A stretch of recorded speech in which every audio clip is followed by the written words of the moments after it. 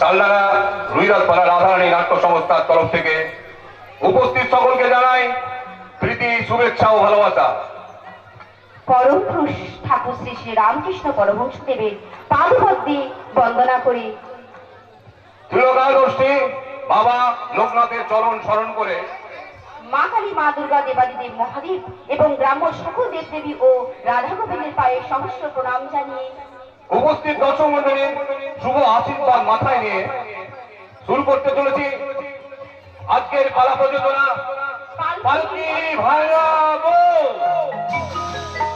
রচনা স্বর্গীয় ভৈরবনাথ গঙ্গোপাধ্যায়, নির্দেশনা শ্রী তারিণী ব্যানার্জি, সহ নির্দেশনা শ্রী বামদেব পাঁজা, সুর ও আবহ মা জগন, আলো মাস্টার অজয় সরকার, ধনী মাস্টার সঞ্জয় হালদার, রূপসজ্জা মহিলা শিল্পী সরবরাহ দুর্গাপুর নিউ শিল্পী মহল, পরিবেশনায় সালডাঙ্গা রুইরাজপাড়া রাধারানী নাট্য সংস্থার কলা ও কুশলী বৃন্দ।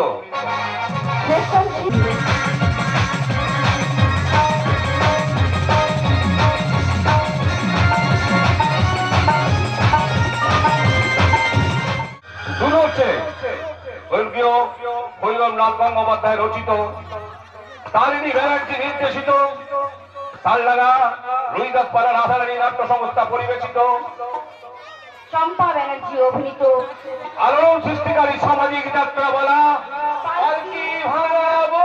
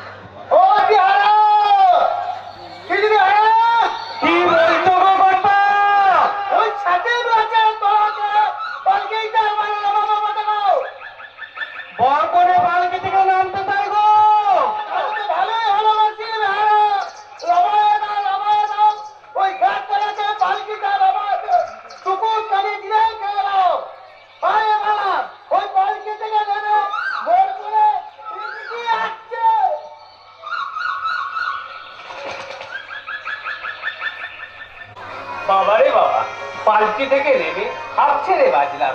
সেই কখন পালকিতে উঠেছি বলতো? সত্যি অনুপম, পালকির ভিতরে যেন দম অন্ত হয়ে আসছিল। পালকিতে ওঠার পর প্রথমত আমার ভালোই লাগছিল। কি বললে? ভালো লাগছিল? হ্যাঁ, লাগছিল তো। কারণ এতদিন আমরা নিজেদের মধ্যে দূরত্ব বজায় রেখে প্রেম করেছি।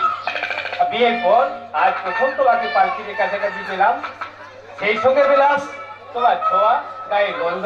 হ্যাঁ, অসম্ভব কথা। পালকি নামিয়ে বেড়াগুলি বসে রয়েছে না?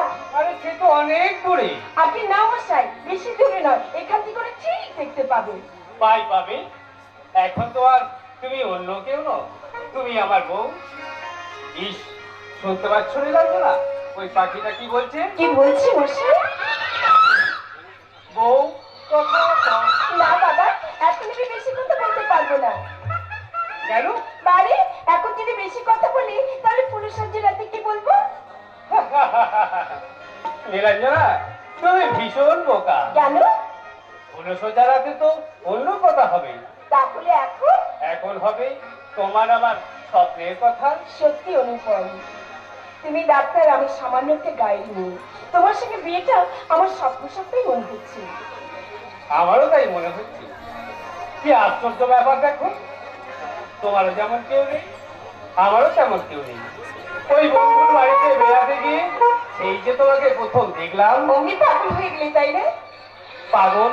পাগল আমি একা হয়েছিলাম, তুমি হওনি। মোটেই না, সুন্দরী মেয়ে দেখে ছেলেরা কিন্তু আগে পাগল হয়। না না, সুন্দর ছেলে দেখলে মেয়েরাই আগে পাগল হয়। আগে না আমার সেই ছেলেরা। আজকে না, মেয়েরা। আমি বলছি ছেলেরা। আচ্ছা বাবা। আচ্ছা বাবা, আচ্ছা আমি হার স্বীকার করছি। তোমাকে দেখি আমার পাগল হয়ে জানতে পেরে আমার দু সম্পর্কের কাকা তোমার বন্ধুকে দেখে আমার সঙ্গে তোমার বিয়ে দিয়ে দিল। অমনি আমি তোমাকে বিয়ে করি রাস্তাঘাট বিবর্জিত, পাণ্ডব বর্জিত দেশে পায়ে চলা জংলা রাস্তা ধরে পালকি জুড়ে শহরের দিকে চললাম। অনুপম, আজি স্বপ্নের মোহনে বয়ে এসেছি আমি, তাই চোখে চোখে লাগি নেশা, তাই চোখে চোখে লাগি নেশা। আজি স্বপ্নের মোহনে বয়ে এসেছি আমি, তাই চোখে চোখে লাগি নেশা, তাই চোখে চোখে লাগি নেশা। তোমার কিছু খাওয়া, আমার কিছু দেওয়া, এই নাম ভালোবাসা। তোমার কিছু খাওয়া, আমার কিছু দেওয়া, এই নাম ভালোবাসা। আজ স্বপ্নে মনে বয়ে এসেছি আমি, তাই চোখে চোখে লাগি নেশা, তাই চোখে চোখে লাগি নেশা।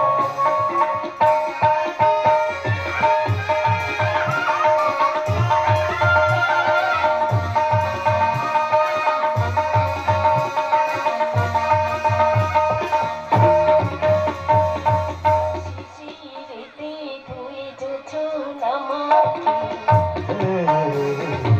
এই নাম ভালোবাসা।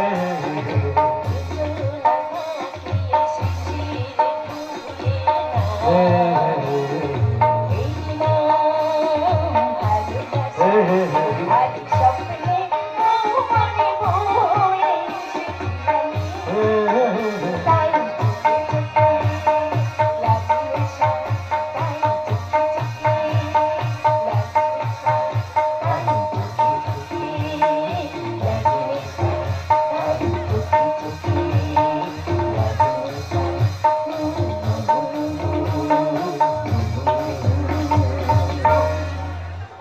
বাবু, ও বাবু, আপনারা তাড়াতাড়ি গিয়ে পালকি তুলতে আসুন। কেন, কি হয়েছে বেড়া? মনে হচ্ছে কোনো বিপদ হতেই পারে। বিপদ? হ্যাঁ, ওই জায়গাটা ভালো নয় বটে। তার উপরে পেয়ারের সংখ্যা হয়ে গেছে। আসেন, ওই তাড়াতাড়ি গিয়ে পালকি তুলতে আসুন। কি হবে অনুপম? ভয় নেই নীলাঞ্জনা, আমি তো আছি। চলো চলো, পার্টিতে গিয়ে বসি। তাই চলো, তাই চলো।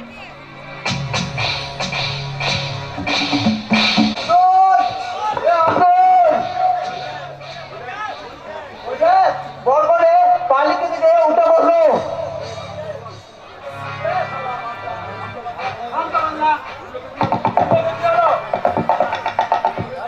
আরে সারা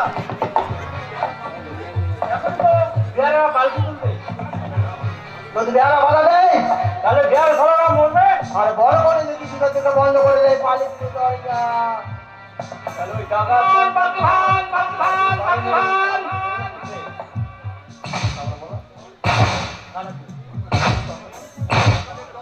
ওই বন্ধা ঢাকাতে চল। ওই লাঠি বাড়ি মেরে পাল ভেঙে ফেলবে, আর ওই বোর্ডটাকে কেড়ে বের করবে। আর ওই বোর্ডটা যদি বাঘে দিতে আসে তাকে ওই লাঠি বাড়ি মেরে অজ্ঞান করে দেবে। সরকার, পালকি তোলার আগে কাজ শুরু করো।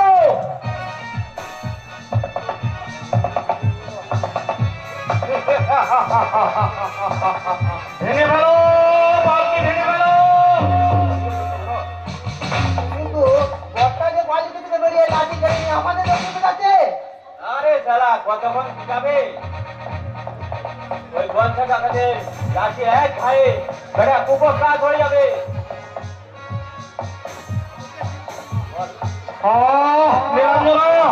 তুমি পারো, তুমি পারো।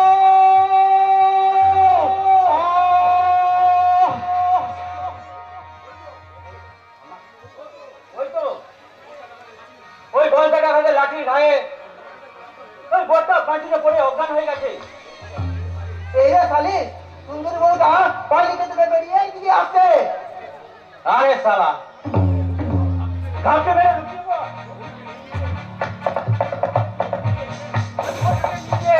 ওই মধু চক্কর বিক্রি করে দিলে আমাদের আখের ফিরে যাবে। আসছে বউটা চিৎকার করতে করতে এইদিকে আসছে। কে কোথায় আছো?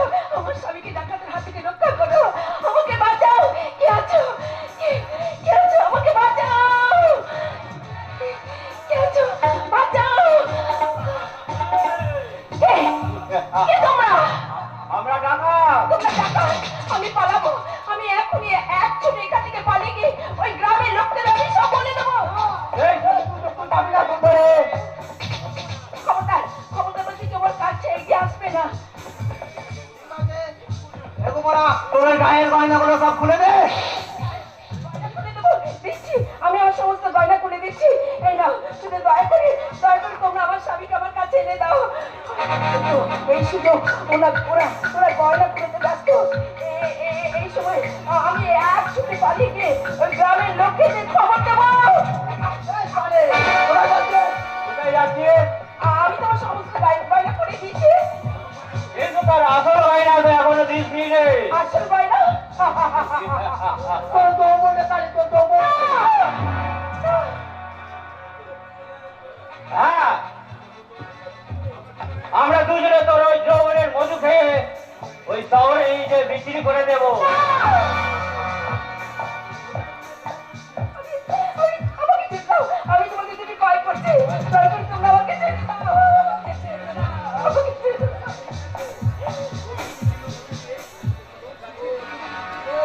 তোর মুখে দিয়ে তোমার কুমারী ভাগিয়ে দিলাম।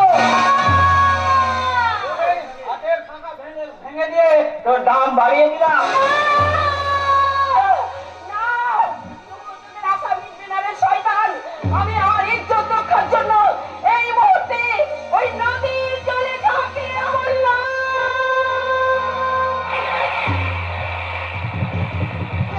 তাহলে নদীর পানিতে ঝাঁপিয়ে বললো ওই যা ওই ভাড়া তাকে টর করে ভেসে যাচ্ছে। কখনো উঠছে কখনো উঠছে।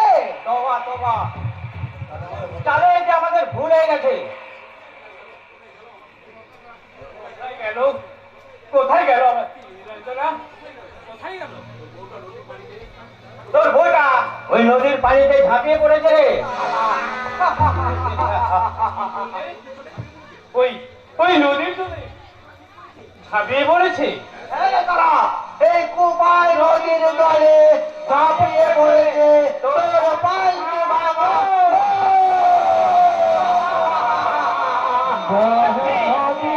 অভাগিনী নারী, জিজ্ঞাসা করি স্বামীর ভাগ্যে দিয়েছ কখনো দেও? শুরু হচ্ছে পালকি ভাঙাবো।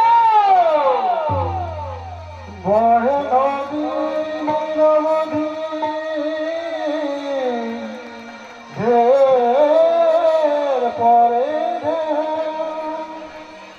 সেই ঢেউতে হারিয়ে গেল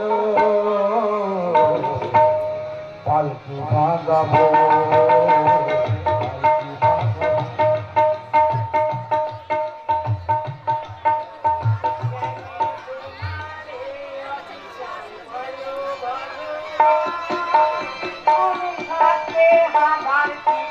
হচ্ছে অপমান জ্ঞানে তোমার এই অবিচার বলো ভগবান। তুমি থাকতে হাজার বিঘাত হচ্ছে অপমান কেন তোমার বলো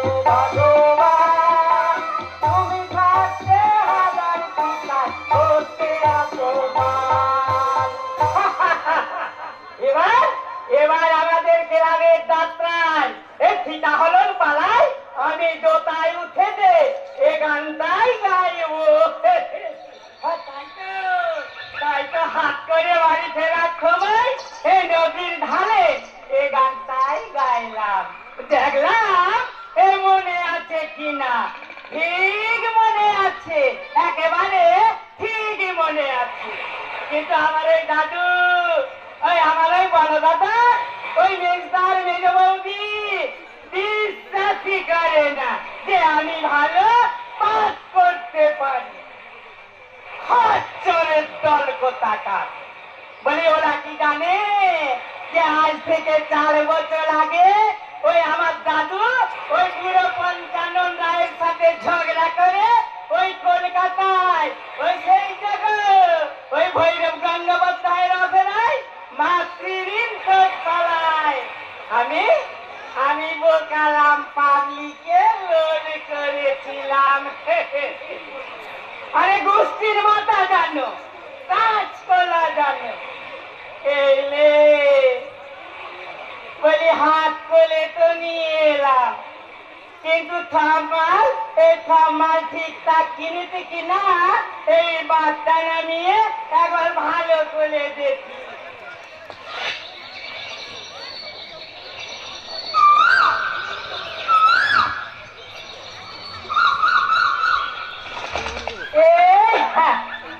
একবার ভালো করে পুল্লিটা দেখি। এই যে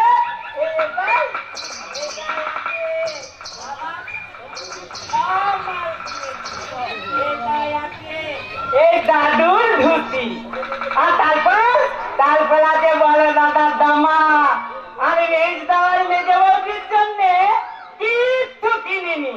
ও দুটো একটা খাচ্চর কোথাকার। তারপরে হলুদ, দিলে লঙ্কা, ধনে। আরে চিন্তায় আছে ধানি ভাঙা হাঁচি ধরতে তেল। ওই আমার ওই দাদু বলে এ জানিস বোকা, এ আজকালকার দিনে সব জিনিসই ভেজাল, এমনকি এ সব মানুষ পর্যন্ত। এ কথাটা আমি ঠিক বলিনি?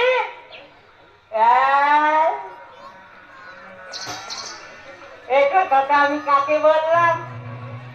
এখানে তো কেউ নেই। আরে থাকে কি আর লোকে আমাকে এ বোকালাম পাবলিক বলে।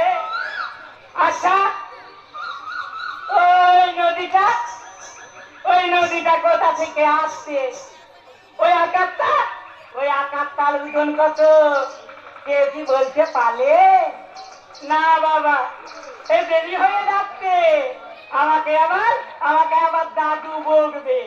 আর তার চেয়ে আমি বরং এই বেলা থাকতে থাকতে এই মোট পুটুলিটা তুলে নিয়ে ওই নদীর গাওয়া হয়ে আস্তে আস্তে বেরিয়ে যায়। জনম দুঃখিনী তালা বলি চুরি করে, অশোক কাননে তাকে বন্দি করে। জনম দুঃখিনী তালা বলি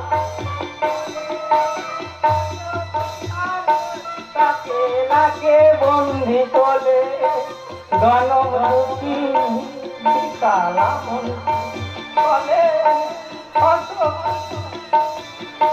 তাকে বন্দি চলে। জনম দুঃখী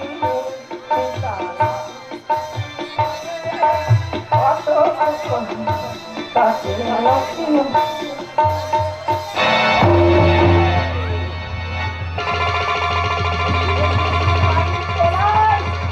একটা একটা মেয়ে মানুষ পড়ে রয়েছে মনে হচ্ছে।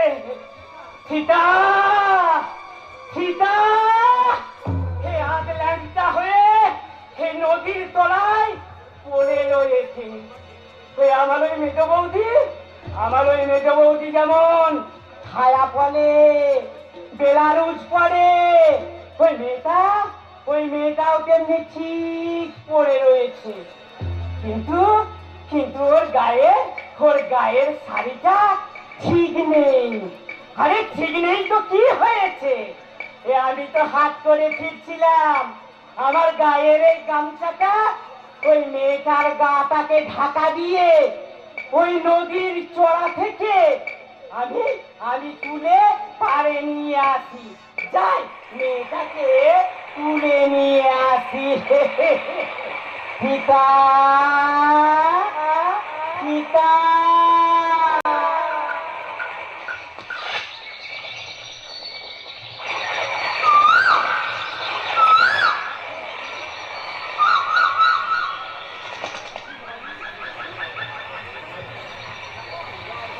বাবা রে বাবা, এই মেয়েটাকে ভালি।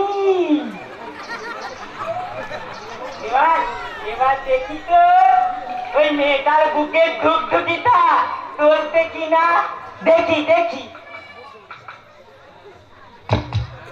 হ্যাঁ চলছে চলছে, এই মেয়েটা বেঁচে আছে।